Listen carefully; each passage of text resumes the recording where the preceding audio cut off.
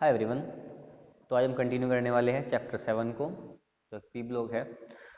उसमें हम पढ़ेंगे आज हेलोजन फैमिली को, जो कि पीरियोडिक टेबल के ग्रुप 17 में प्रेजेंट है। देखिए, हेलोजन फैमिली को हेलोजन फैमिली में जो है 5 एलिमेंट है आपके। कौन कौन से? Halogen, fluorine, chlorine, bromine, iodine, astatine. इनको हम कलेक्टिवली हेलोजन कहते हैं, जैसे कि आपने पहले पढ़ा होगा, मैंने अभी बताया है। इसमें जो आपके एलिमेंट है एसिटीन, ये क्या है? ये रेडियो एक्टिव एलिमेंट है, ये रेडियो एक्टिव एलिमेंट है। ठीक है। असल में ये जो ग्रीक वर्ड है हेलो, इसका मतलब होता है सी, और जीन्स का मतलब होता है प्रोड्यूसिंग। ठीक है, जीन्स का मतलब होता है प्रोड्यूसिंग। तो हेलोजन का कलेक्टिवली मतलब क्या हुआ? सी साल्ट फॉर्मर। ठीक है, समुद्र साल्ट को बनाने वाले। इसमें एफ की रिएक्टिविटी बहुत ज़्यादा होती है, इसलिए हम इसको क्या बोलते हैं? Super halogen. क्या बोलते हैं? Super halogen. ठीक है। चलिए इनकी इलेक्ट्रॉनिक कॉन्फ़िगरेशन की बात कर लेते हैं, लेकिन इससे पहले थोड़ा हम मिस कर दी। इनके मिनरल्स क्या क्या होते हैं, मतलब हम कहाँ से इनको एक्सट्रैक्ट कर सकते हैं। सबसे पहला फ्लोरीन का जो मिनरल है वो फ्लोरस्पार है, CaF2। क्रायोलाइट है, Na3Al F6। ऐसे ही क्लोरीन का है KCl MgCl2 और 6H2। क्या बोलते हैं इसको? कार्नाइट बोलते हैं। क्या बोलते हैं? कार्नलाइट। जो ब्रोमीन है ये क्या, ये मिलता है हमारे पास साल्ट लेक में। Salt present in salt lake as MgBr2, MgBr2, KBr या NaBr etc। KBr NaBr etc। ठीक है। आयोडीन का क्या है? हमारे पास जो आयोडीन का मिनरल है वो जो वो है सोडियम आयोडेट, NaIO3। जैसे मैंने बताया ये एसिटीन है, इसके बारे में हम ज़्यादा स्टडी नहीं करते, हमें इसके बारे में ज़्यादा नहीं पता। बात कर लेते हैं इलेक्ट्रॉन कॉन्फ़िगरेशन के बारे में। इलेक्ट्रॉन कॉन्फ़िगरेशन, फ्लोरीन का एटॉमिक नंबर 9 होता है, Cl का, क्लोरीन का 17। देखिए, दो तरीके होते हैं इलेक्ट्रॉन कॉन्फ़िगरेशन बनाने के, 1s2 2s2 2p5, इस तरीके से करेंगे। या फिर जो नेक्स्ट मेरे पास इनके नेक्स्ट जो है नोबल गैस है, हम उनको लिख लेंगे। हीलियम है, हीलियम का एटॉमिक नंबर कितना होता है? 2 होता है। तो यहाँ पे हीलियम लिखेंगे और केवल इतना लिखेंगे 2s2 2p5। ऐसे ही Cl 1s2 2s2 2p6 3s2 3p5। ठीक है ना? या तो ये लिखेंगे या फिर एक काम करेंगे, मेरे पास नियोन है, नियोन का एटॉमिक नंबर क्या होता है? 10 होता है। यहाँ से यहाँ तक कितने हो गए इलेक्ट्रॉन? 10 हो गए। केवल नियोन लिखेंगे, बाकी बाद में 3s2 3p5 ऐसा कर लेंगे। ऐसे ही ब्रोमीन का 35 होता है, आर्गन का होता है एटॉमिक नंबर 18। हो गया 3d10 4s2 4p5। Iodine, krypton 36 होता है, क्रिप्टोन का, क्रिप्टोन क्या होता है? 36 होता है। 4d10 5s2 5p5। ऐसे जिनोन का क्या होता है? 54 होता है ना? 4f14 5d10 6s2 6p5। इनमें सब में एक बात कौन है? जो मेरे पास आउटर मोस्ट सेल का इलेक्ट्रॉन कॉन्फ़िगरेशन है वो कितना है? मेरे पास है ns2 np5। यहाँ पे शेल चेंज हो रही है, यहाँ पे 2 थी, फिर 3 हो गई, फिर 4 हो गई। ठीक है, मतलब जनरल इलेक्ट्रॉन कॉन्फ़िगरेशन क्या है मेरे पास? ns2 np5। मेरे पास यहाँ पे आउटर मोस्ट सेल में इलेक्ट्रॉन कितने हैं? वो है 7। ठीक है। अब यहाँ पे कुछ एटॉमिक प्रॉपर्टीज़ की बात कर लेते हैं। उसमें सबसे पहला होगा एटॉमिक साइज। ध्यान दीजिए, एटॉमिक साइज में हमारे पास पीरियोडिक टेबल में हम जैसे लेफ्ट राइट चलते हैं तो एटॉमिक साइज घटता है, लेकिन ग्रुप में अगर हम अप डाउन आएंगे तो एटॉमिक साइज बढ़ेगा। क्या होगा? एटॉमिक साइज बढ़ेगा। ठीक है। फिर हम बात करते हैं आयनाइजेशन एंथैल्पी की। एक बात बताइए, अगर मेरे पास साइज बढ़ रहा है तो आयनाइजेशन एंथैल्पी का क्या हाल होगा? देखिए, आयनाइजेशन एंथैल्पी घटेगी। ठीक है। आयनाइजेशन एंथैल्पी क्या होता है? आउटर मोस्ट सेल से इलेक्ट्रॉन निकालना। आउटर मोस्ट सेल से इलेक्ट्रॉन निकालने के लिए हम जो एनर्जी देते हो क्या होती है? Ionization enthalpy. ठीक है। साइज बढ़ रहा है मतलब जो आउटर मोस्ट सेल के इलेक्ट्रॉन है उसके बीच में और न्यूक्लियस के बीच में अट्रैक्शन फोर्स घट रहा है, मतलब जैसे हम नीचे आएंगे आयनाइजेशन एंथैल्पी घटेगी।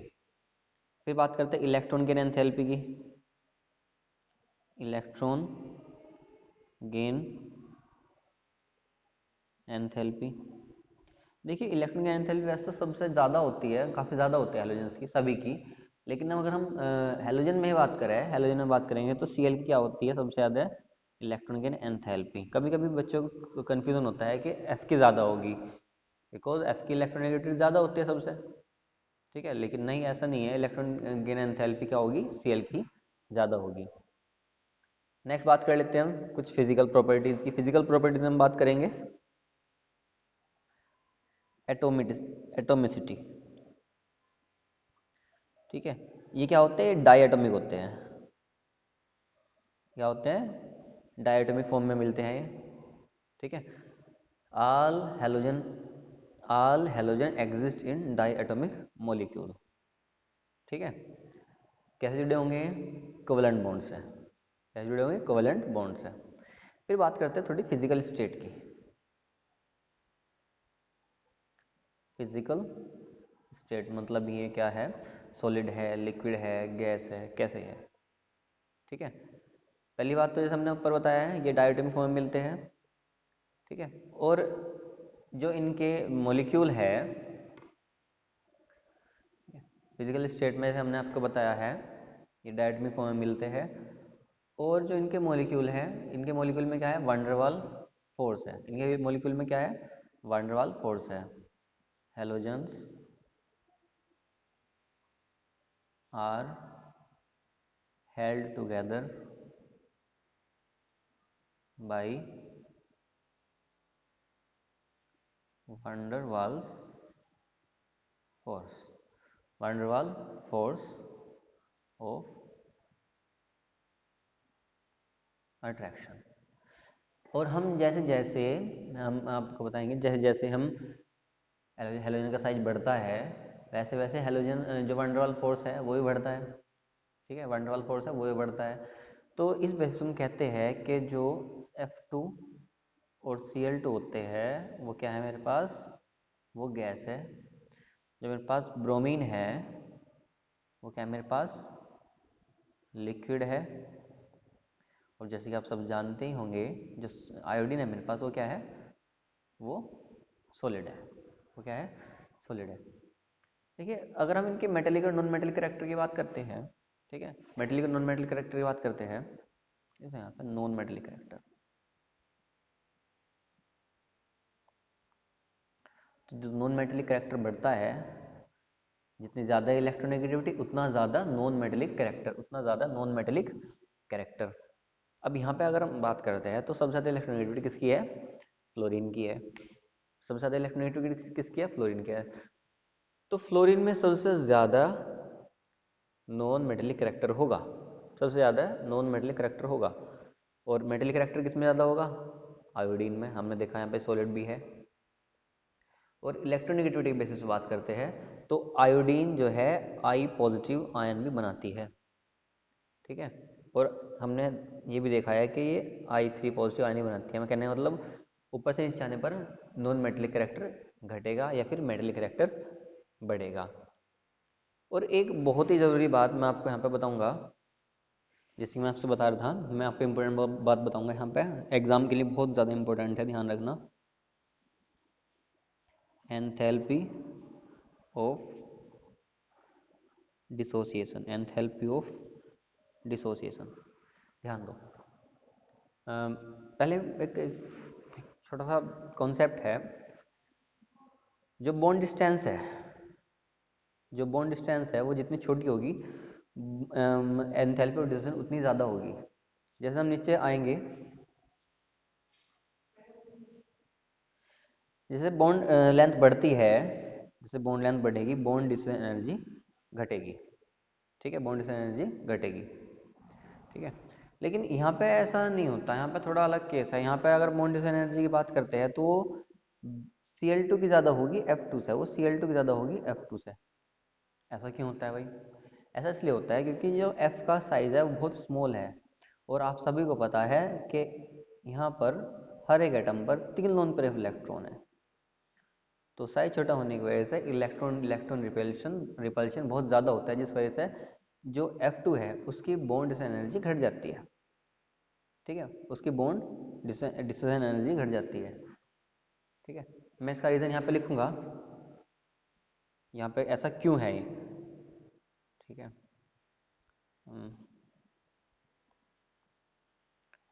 Bond dissociation energy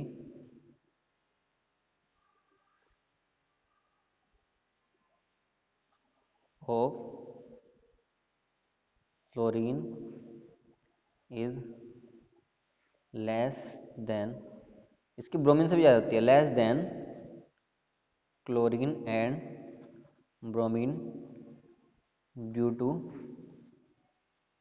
small size, due to small size of fluorine, due to small size of fluorine. अच्छा, इससे क्या होगा, इससे क्या होगा, hence electron electron repulsion between the lone pair, between the lone pair of electron, between the lone pair of electron are very large, are very large। ठीक है, बहुत ज़्यादा होगा। तो मेरे पास जो ऑर्डर होगा वो क्या होगा, ऑर्डर कुछ ऐसा होगा, Cl2 का की सबसे ज़्यादा, Cl2 उसके बाद Br2, उसके बाद F2 और उसके बाद I2। ठीक है, ये बहुत ज़्यादा इंपॉर्टेंट है इसमें, यहाँ पर इनकी प्रॉपर्टीज़ में फिजिकल प्रॉपर्टी आपको बताई गई है। नेक्स्ट बात करेंगे नेचर ऑफ बॉन्ड की। नेचर ऑफ बॉन्ड की बात करेंगे। नेचर ऑफ बॉन्ड में देखिए, इनके पास अगर हम आउटरमोस्ट साइड के इलेक्ट्रॉन कॉन्फ़िगरेशन देखते हैं तो 2 7 होता है। अब ये एक इलेक्ट्रॉन गेन करते हैं to attend the noble gas electronic configuration. ये इलेक्ट्रॉन गेन करेंगे क्या बनाने के लिए, नेगेटिव बनाने के लिए। हम अगर एक्स नेगेटिव लिखते ज़्यादा बेटर होगा, halide ion, fluoride, chloride, bromide, iodide, इस तरीके से। ठीक है, लेकिन ये कोवलेंट बॉन्ड ही बनाते हैं अगर अपने साथ ही इलेक्ट्रॉन शेयर कर ले, जैसे कि Cl2 F2, इनके बीच में कैसा बनेगा, कोवलेंट बॉन्ड बनेगा, Br2। लेकिन बात करते हैं हम NaCl की, तो इनके बीच में कैसा बॉन्ड बनेगा, आयनिक बॉन्ड बनेगा, Na पॉजिटिव Cl नेगेटिव। तो जो हैलाइड है मेटल्स के साथ क्या बनाएंगे, कोवलेंट बॉन्ड बनाएंगे। ठीक है, कोवलेंट बॉन्ड बनाएंगे। ओके, लेकिन यहाँ पे फ्लोरीन थोड़ा एक्सेप्शन है। यहाँ पे फ्लोरीन कभी भी कोवेलेंट बॉन्ड नहीं बनाता, अगर दूसरे मेटल के साथ बनाता है, किसी मेटल के साथ ये कोवेलेंट बॉन्ड नहीं बनाता। ठीक है, HCl जो है यहाँ पर, HCl या HX मैं कह दूँ, तो यहाँ पे कोवेलेंट कैरेक्टर होता है इनमें, लेकिन इनमें इसमें F में कभी नहीं होता। इसकी इलेक्ट्रोनेगेटिविटी बहुत ज़्यादा होती है, हमेशा क्या बॉन्ड बनाएगा, ये हमेशा आयनिक बॉन्ड बनाएगा। ओके, तो चलिए देखते हैं इसके अब ऑक्सीडेशन स्टेट। यहाँ पे हमने लिखा है fluorine shows negative oxidation state, हमने यहाँ पे लिखा है fluorine shows only negative oxidation state. देखिए, फ्लोरीन जो है नेगेटिव ऑक्सीडेशन स्टेट शो करता है, लेकिन जो HOF है यहाँ पे +1 भी शो करता है। केवल यही ऐसा है जहाँ पे +1 शो करता है। हम अदर हेलोजेंस की बात करते हैं, तो अदर हेलोजन अपनी ग्राउंड स्टेट में +1 या -1 शो करते हैं, और फ्लोरीन को छोड़कर बाकी सभी हैलोजन के पास d ऑर्बिटल होते हैं, या फिर मैं कहूँ ये अपने अनशेयर्ड लोन पेयर, मतलब जो लोन इनके पास 3 लोन पेयर ऑफ इलेक्ट्रॉन है, उनको मोर इलेक्ट्रोनेगेटिव एटम के साथ शेयर कर सकते हैं। तो ये कैसे क्या दिखाएंगे, +3 +5 और +7 ऑक्सीडेशन स्टेट भी शो कर सकते हैं। हम यहाँ पे बताएंगे क्या शो करेंगे। ठीक है, यहाँ पे ध्यान दो, हमने यहाँ पे ग्राउंड स्टेट में लिखा है जो इनका होता है NH2 NP5, NH2 NP5 होता है ना। तो ये ग्राउंड स्टेट में अपनी -1 या +1 ऑक्सीडेशन स्टेट शो कर सकते हैं। फर्स्ट एक्साइटेड स्टेट में देखिए, फर्स्ट एक्साइटेड स्टेट में क्या होगा, यहाँ से एक p इलेक्ट्रॉन, ये p ऑर्बिटल है, यहाँ से एक p इलेक्ट्रॉन ये वाला एक्साइट होकर कहाँ जाएगा, d में, एक्साइट होकर कहाँ जाएगा, d में। अब यहाँ पे इस केस में जो हेलोजन है फ्लोरीन को छोड़कर, ठीक है, जो हेलोजन है वो कौन सी ऑक्सीडेशन स्टेट शो करेंगे, +3। और बात करते हैं हम यहाँ पे सेकंड एक्साइटेड स्टेट की। सेकंड एक्साइटेड स्टेट में क्या होगा, यहाँ जो इलेक्ट्रॉन होगा, एक इलेक्ट्रॉन होगा यहाँ से पी से, ये वाला कहाँ जाएगा, डी में जाएगा। तो यहाँ पर जो ये वाला केस है, यहाँ पर शो करेगा हेलोजन क्लोरीन को छोड़कर, जैसे मैंने कहा ऊपर, +5 oxidation state. Third excited state, यहाँ पे एस में से भी एक इलेक्ट्रॉन जाएगा यहाँ पर डी में, ठीक है, ये वाला इलेक्ट्रॉन गया डी में। इस केस में शो करेंगे halogen +7 oxidation state, +7 oxidation state, ठीक है। अब हमने इस डिस्कशन से ये मिला हमें कि जो फ्लोरीन है वो कभी भी हायर ऑक्सीजन स्टेट शो नहीं करता, प्लस में तो बिल्कुल भी नहीं, ठीक है, जबकि अदर हैलोजन ऐसा करते हैं, ठीक है। ध्यान दीजिए, ये हैलाइड बनाते, ये क्या करते हैं, जो आपके हैलोजन्स है, हाइड्रोजन से रिएक्ट करते हैं, क्या बनाते हैं, HX टाइप के कंपाउंड बनाते हैं, HCl HBr HI, है ना, hydrogen chloride, hydrogen bromide, hydrogen iodide, इस तरीके से, ठीक है। H2 plus X2 plus X2, यहाँ पे कोई भी हैलोजन हो सकता है, क्या बनाएंगे, HX बनाएंगे, हाइड्रोजन हैलाइड। अब एक रिएक्टिविटी की बात करूँ यहाँ से, जो रिएक्टिविटी है हैलोजन की, reactivity of halogen toward hydrogen decrease from fluorine to iodine. जो हैलोजन की रिएक्टिविटी है वो फ्लोरीन से आयोडीन की तरफ घटती है, मतलब फ्लोरीन ज़्यादा जल्दी रिएक्ट करेगा, क्लोरीन और थोड़ा कम, ब्रोमीन और थोड़ा Cl से कम, आयोडीन और थोड़ा कम। ओके, प्रिपरेशन की बात कर लेते हैं इनकी थोड़ी। अगर हम CF2 को मिला रहे हैं कंसनट्रेट H2SO4 के साथ, सॉरी, CF2 को मिला रहे हैं अगर हम कंसनट्रेट H2SO4 के साथ, सल्फ्यूरिक एसिड के साथ, तो हमें मिलता है HF और कैल्शियम सल्फेट, HF और कैल्शियम सल्फेट, ठीक है। ऐसे अगर हमें HCl बनाना हो तो भी हम बना सकते हैं, कैसे, यहाँ पे NaCl लेते हैं। देखिए, अगर मुझसे बैलेंस होने रिएक्शन छूट जाती है तो प्लीज़ कर लीजिए उसको ध्यान रखकर। कंसनट्रेट H2SO4 क्या बनेगा, 2HCl और Na2SO4, Na2SO4, ठीक है। लेकिन हमने HF बना लिया, HCl बना लिया, लेकिन हम इस मेथड से, हमने यहाँ पे क्या क्या लिया, मेटल फ्लोराइड, मेटल क्लोराइड। अब हम ये भी सोचते हैं, अब मेटल ब्रोमाइड लिखते हैं, तो मेटल ब्रोमाइड क्या होता है, मेटल ब्रोमाइड लेके मेरे पास क्या बनेगा, HBr कंसनट्रेट H2SO4 के साथ, लेकिन ऐसा नहीं है, ठीक है। क्यों नहीं ऐसा है, क्योंकि जो HBr और HI है वो रिड्यूसिंग एजेंट है, HBr and HI cannot prepared by this method, because because HI and HBr are reducing agent,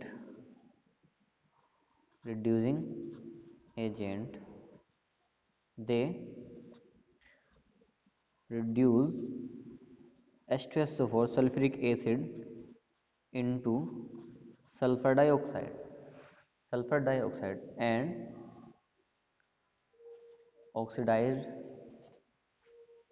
oxidized themselves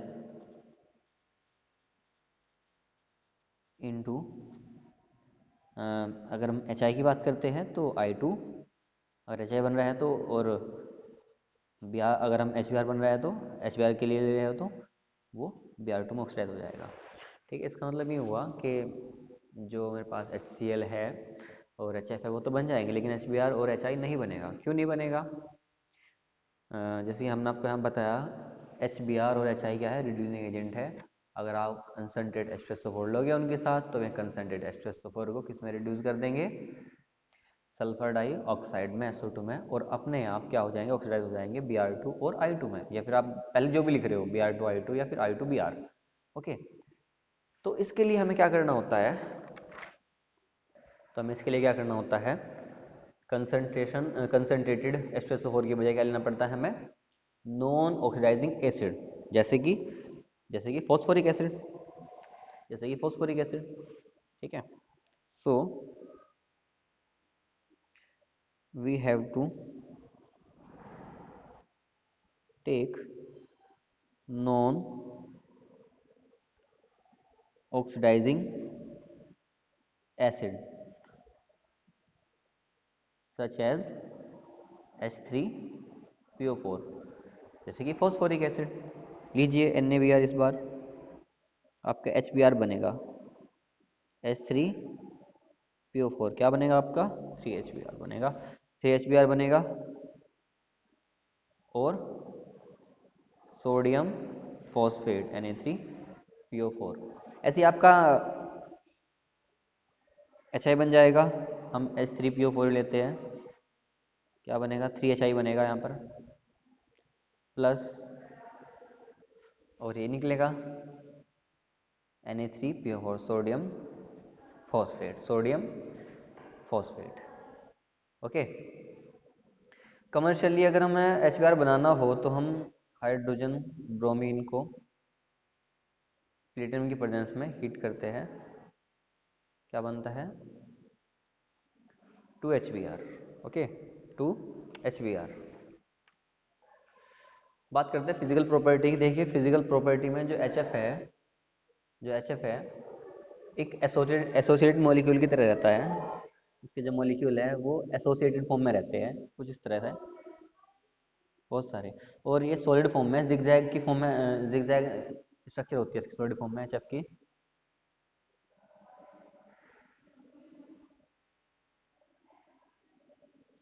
ये इंटरमोलिकुलर हाइड्रोजन बॉन्डिंग है,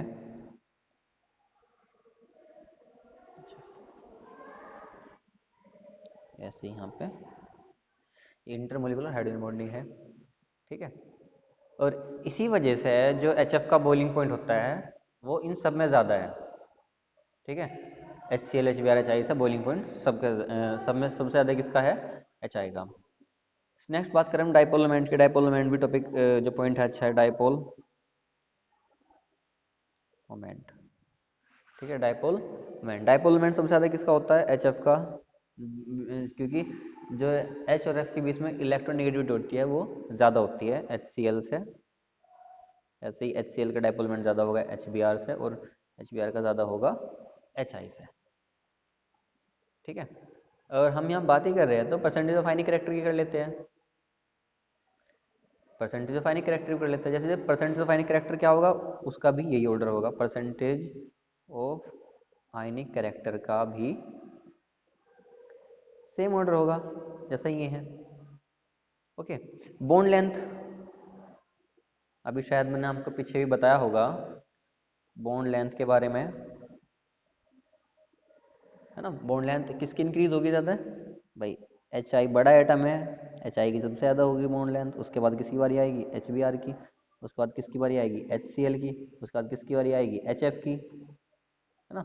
तो HI की बॉन्ड लेंथ ज़्यादा होती है, ठीक है। अब अगर हम बॉन्ड स्ट्रेंथ की बात कर रहे हैं तो बॉन्ड लेंथ की बात कर रहे हैं तो बॉन्ड स्ट्रेंथ की बात भी करेंगे। ध्यान दो, HF है, HF की मैंने आपको बताया बॉन्ड लेंथ सबसे कम होती है ना। तो बॉन्ड स्ट्रेंथ सबसे ज़्यादा HF की ही होगी, फिर HCl, फिर HBr, और उसके बाद HI, उसके बाद HI। जब थर्मल स्टेबिलिटी क्वेश्चन आता है, थर्मल स्टेबिलिटी का, तो थर्मल स्टेबिलिटी,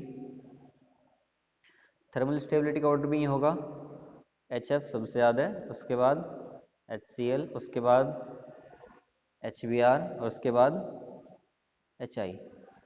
इनके ऑर्डर आपको याद करने पड़ेंगे, ओके। अच्छा, एक आपका और है गया रिड्यूसिंग पावर का।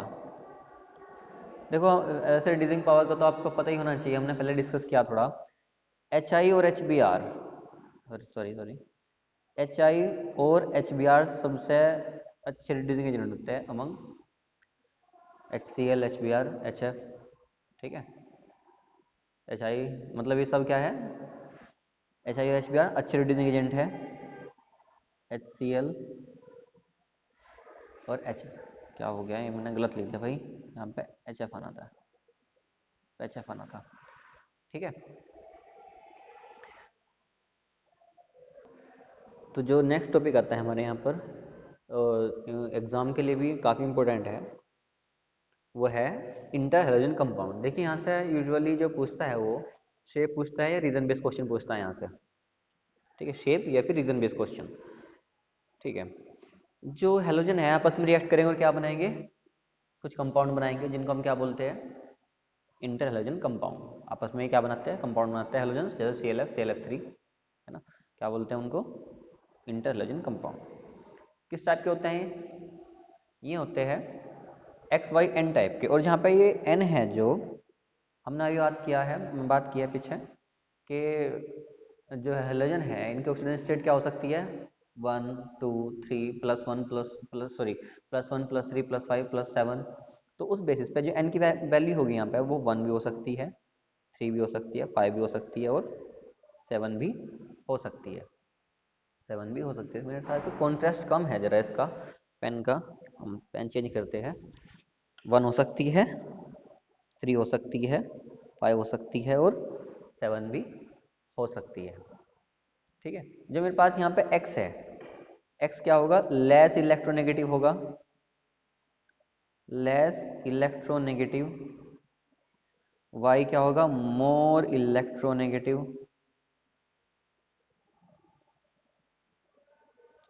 y क्या होगा, मोर इलेक्ट्रोनेगेटिव होगा। ठीक है, या फिर मैं कहूँ जो x का साइज होगा लार्जर होगा, y का साइज होगा वो कम होगा, लेसर साइज। ओके, वो y का साइज होगा वो कम होगा। ठीक है, कुछ प्रिपरेशन की बात करेंगे इनकी हम।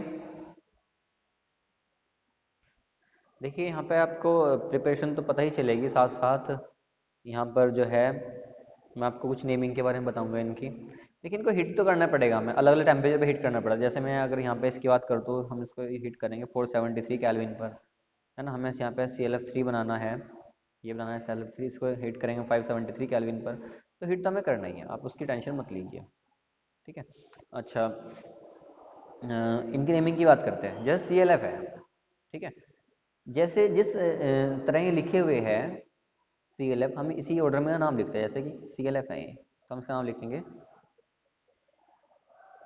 क्लोरीन। कितने एफ है, एक एफ है, तो उसके लिए मोनो, है ना, उसके लिए mono, mono fluoride, chlorine mono fluoride. जैसे मेरे पास यहाँ पे ये आ गया CLF3, इसका नाम क्या आता है, इसका नाम हम लिखेंगे क्लोरीन ट्राई फ्लोराइड। BRF3 आ गया, क्या नाम लिखेंगे इसका, ब्रोमीन ट्राईफ्लोराइड, है ना। Iodine monochloride, iodine monochloride. Okay, और सबसे ज़रूरी बात इनकी शेप के बारे में बात करते हैं। और सबसे पहला जो फेवरेट शेप है एग्जामिनर का वो है CLF3। वो कभी भी देता है CLF3 की शेप निकालने के लिए, है ना, कभी देता है CLF3 की शेप निकालने के लिए। तो सबसे पहले हम करते हैं हाइब्रिडाइजेशन क्या है इसका। Cl के आउटरमोस्ट सेल में कितने होते हैं, 7 इलेक्ट्रॉन। ओके, कितने मोनोवैलेंट एटम है इसके पास, 3। 10/2 क्या आ गया इसका, 5 आ गया। 5 के लिए हाइब्रिडाइजेशन sp3d। ये तो आपको बहुत बार किया गया होगा, कराया गया होगा, आपने किया भी होगा, है ना। उसके बाद हमारे पास जब sp3d आ जाता है, हमारे पास जो एक स्ट्रक्चर होती है वो कुछ इस तरह की आनी होती है। लेकिन उसमें देखते हैं हम लोन पेयर ऑफ इलेक्ट्रॉन कितने हैं इसके पास। Cl के पास देखते हैं लोन पेयर इलेक्ट्रॉन कितने, ध्यान दो। Cl के पास आउटरमोस्ट शेल में 7 इलेक्ट्रॉन थी, 3 उसने यूज कर लिया F के साथ बॉन्डिंग में, कितने बचे, 4 बचे। 4 का मतलब है 2 पेयर, 4 का मतलब है 2 पेयर। इसके बाद कितने लोन पेयर इलेक्ट्रॉन है, 2। कहाँ आएंगे वो, यहाँ आएंगे लोन पेयर इलेक्ट्रॉन, है ना। इसके पास कितने हैं, 2 लोन पेयर इलेक्ट्रॉन है, कहाँ आएंगे वो, यहाँ जाएंगे। तो इसकी शेप कुछ ऐसी दिखाई देगी। यहाँ पे बीच में क्या आएगा, सेंट्रल एटम मतलब Cl,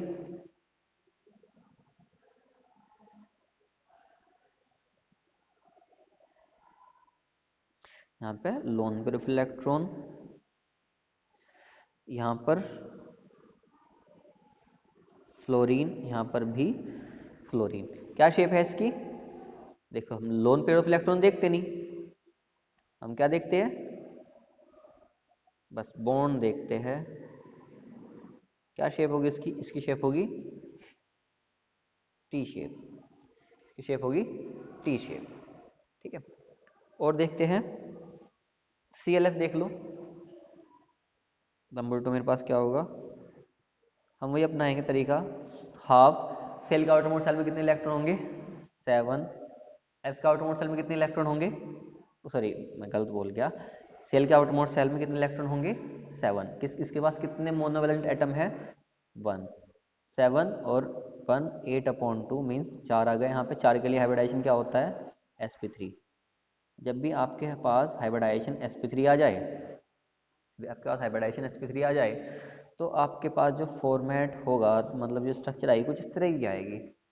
लेकिन चेक कर लो उन पर इलेक्ट्रॉन कितने हैं, या है भी या नहीं है ना। सेल के आउटरमोस्ट शेल में 7 इलेक्ट्रॉन थे, एक यूज किया उसने एफ के साथ, है ना, क्योंकि एफ के भी आउटरमोस्ट शेल में 7 ही है, बीच में इलेक्ट्रॉन की शेयरिंग होगी, ठीक है। तो सेल के आउटरमोस्ट शेल में इस बार 6 इलेक्ट्रॉन बचे, 6 का मतलब है 3 लोन पेयर इलेक्ट्रॉन, ठीक है। अब मेरे पास यहाँ पे कहीं 3 लोन पेयर इलेक्ट्रॉन आ जाएंगे, यहाँ पे Cl और यहाँ पे F, तो इसकी स्ट्रक्चर कुछ ऐसी आएगी, है ना। देखते हैं क्या है, मतलब ये लीनियर है, ये क्या है, लीनियर है। Cl के यहाँ पर और एक F यहाँ पर, 3 लोन पेयर इलेक्ट्रॉन, या फिर और ज़्यादा अच्छी आएगी इसकी, अगर हम इसको ऐसे लिखेंगे Cl F, इसका स्ट्रक्चर क्या होगी इसकी, लीनियर। तो वैसे भी देखो, अब तो हमने यहाँ पे दिखाया मतलब पीपीटी के अकॉर्डिंग, लेकिन वैसे भी अरे डाइएटोमिक है ये, मतलब यहाँ पे 2 ही तो एटम है, 2 ही तो एटम है, वे ऐसे थोड़ी जुड़ जाएंगे, नहीं जुड़ेंगे ना। तो सिंपल सी बात है, इसकी लीनियर ही होगी, है ना, सिंपल सी बात है, CLF की लीनियर ही होगी, ठीक है। चलिए देखिए, देखिए अगर आपसे कोई BRF3 की पूछता है तो उसकी भी ऐसे निकलेगी जैसे CLF3 की, मतलब टी शेप में निकलेगी BRF3 की भी। नेक्स्ट टाइप देखते हैं, वो देखते हैं हम IF5 का। I के आउटरमोस्ट शेल में 7 इलेक्ट्रॉन होंगे, सभी हैलोजन के आउटरमोस्ट शेल में 7 इलेक्ट्रॉन होते हैं। इसके पास कितने मोनोवैलेंट एटम है, इसके पास 7 और 5 12, है ना, अपॉन 2 कितना आ गया, 6 आ गया। 6 के लिए क्या होता है हाइब्रिडाइजेशन, sp3d2, sp3d2। जब भी आपका हाइब्रिडाइजेशन sp3d2 आ जाए तो आपकी स्ट्रक्चर कुछ ऐसी होती है, ध्यान दो, हाइब्रिडाइजेशन के अकॉर्डिंग आप एक खाका तैयार कर लोगे कि भाई मेरी तो इस तरह की स्ट्रक्चर होने वाली है, फिर आप देखोगे लोन पेयर सबसे अच्छा तरीका है, नहीं तो आपको वीबीटी पूरी भरनी पड़ेगी। लोन पेयर इलेक्ट्रॉन देखो, आई के आउटरमोस्ट शेल में 7 इलेक्ट्रॉन थे, 5 यूज कर लिए ने एफ के साथ, कितने बचे, एक लोन पेयर इलेक्ट्रॉन बचा, कितने बचे इसके पास, एक लोन पेयर इलेक्ट्रॉन बचा। कहाँ लग सकता है वो, यहाँ लग सकता है, लगा दूँ ना। उसके बाद हर जगह आपके एटम, यहाँ पे आपका आई आएगा, एफ, यहाँ भी एफ, यहाँ भी एफ, कर लो जरा। चलो लोन पेयर इलेक्ट्रॉन यहाँ लगा दो, एफ ऊपर लगा दो, मैं ऊपर लगाने वाला हूँ यहाँ पे एफ। ये काम थोड़ा रफ में आ जाएगा, पर यकीन मानिए स्ट्रक्चर गलत नहीं होगी। मैं लोन पे फ्लैक्ट यहाँ लगाने वाला हूँ, जैसे ही मैंने आपसे कहा था। आप नीचे लगा दीजिए, ऊपर लगाइए लोन पे, नीचे एफ लगा दीजिए। यहाँ पे क्या है, ये इसका नाम क्या है, स्क्वायर पिरामिडल, इसका नाम क्या है, स्क्वायर पिरामिडल। ऐसे BRF5 CLF5 की भी इस तरह से होगी। तो कुछ पॉइंट है हमारे पास इंटर हैलोजन कंपाउंड के बारे में। सबसे पहली बात, जो इंटर हैलोजन कंपाउंड है वो क्या होते हैं, सब के सब कोवेलेंट है। क्यों कोवेलेंट है? क्योंकि ये सब हैलोजन है, इनमें जो इलेक्ट्रोनेगेटिव डिफरेंस होगा वो बहुत छोटा होगा, बहुत कम होगा। Electro negativity difference is low, LOW, लो। ये डायमैग्नेटिक होते हैं, बहुत जरूरी बात। डायमैग्नेटिक क्यों हो? डायमैग्नेटिक क्योंकि सारे इलेक्ट्रॉन एंटर हैलोजन कंपाउंड में पेयर्ड होते हैं, ठीक है। और सबसे जरूरी बात, जहाँ से सवाल आने की संभावना ज़्यादा होती है, वो पूछता है कि हैलोजन ज़्यादा रिएक्टिव है या फिर इंटर हैलोजन कंपाउंड ज़्यादा रिएक्टिव है। तो यहाँ पे क्या होगा, inter halogen compound more generally more reactive than halogen, यहाँ पे फ्लोरीन को छोड़कर। बिकॉज या सिंस, आप जैसे लिखो आप यहाँ पे, सिंस एक्स वाई बॉन्ड, मतलब कि जैसे CLF बॉन्ड है, मैंने इसको बोला है X Y bond between two dissimilar atom, दो अलग अलग atom, two dissimilar electronegative element is weaker than bond between two similar atom. मतलब कि ये वाला बॉन्ड ज़्यादा वीक होगा किससे? Cl से और Cl से। ये वाला बॉन्ड जल्दी ब्रेक होगा, ये ज़्यादा रिएक्टिव होगा, ओके, ये ज़्यादा रिएक्टिव होगा, ठीक है। या फिर मैं कहता हूँ FF बॉन्ड, लेकिन F का तो वो है, F तो ज़्यादा रिएक्टिव होता है भाई, F नहीं, यहाँ पे BR कह दीजिए, ठीक है। ऐसा क्यों होता है? क्योंकि जो ओवरलैपिंग होती है टू डिसिमिलर एटम के बीच में, वो लेस इफेक्टिव होती है, ठीक है। ये ऐसे जनरली क्वेश्चन ऐसे पूछा जाता है कि inter halogen compound are more reactive than halogen, give reason, इस तरीके से, है ना।